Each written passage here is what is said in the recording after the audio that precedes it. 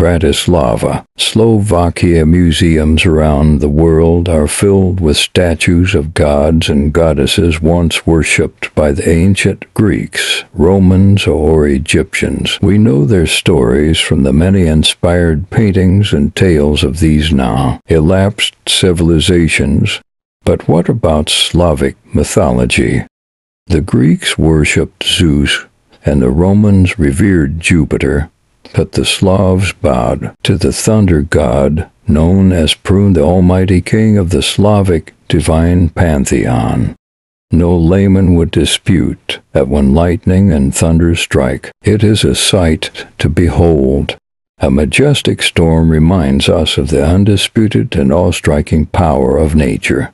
And so it makes sense that the Slavs would make the god of lightning and thunder their chief deity. That is after the creator god, Perun.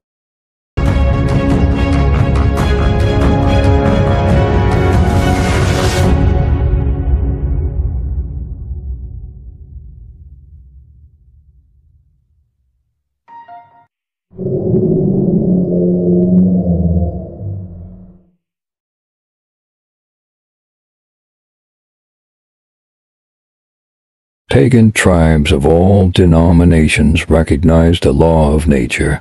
They were acutely aware that they were a part of nature, not above it. To have enough food, shelter, sun, and rain was never taken for granted, and that always depended on the benevolence of the natural forces. This holy respect before that which was greater than them manifested in the idea of a supreme god, a very serious and feared masculine deity, that to them personified the masculine god principle.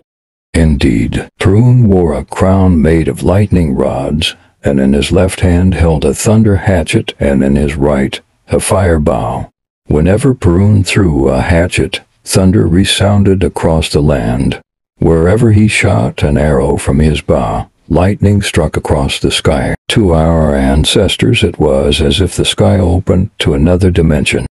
A storm was an omen, a direct communication from Perun himself, warning the community to stay on the correct path and not to turn its back on the law of the land, the law of nature.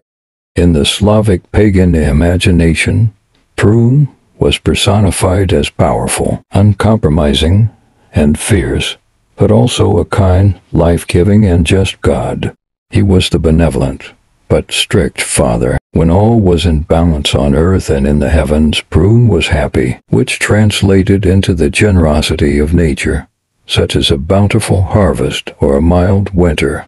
But when this finely tuned harmony was disrupted, everyone on earth and in the heavens could feel Perun's might. Records show that Perun was one of the very few Slavic deities to which people actually made blood sacrifices. Usually it was in the form of a sacrificial bull, but in some extreme cases it was said to involve humans too. The cult of the Slavic god was so deeply ingrained in the consciousness of the people that its presence stubbornly remained centuries after Christianization. For example, Slovaks, once part of the Western Slavic tribes in remote and rural areas, referred to the church as a Perun temple well into the 12th century.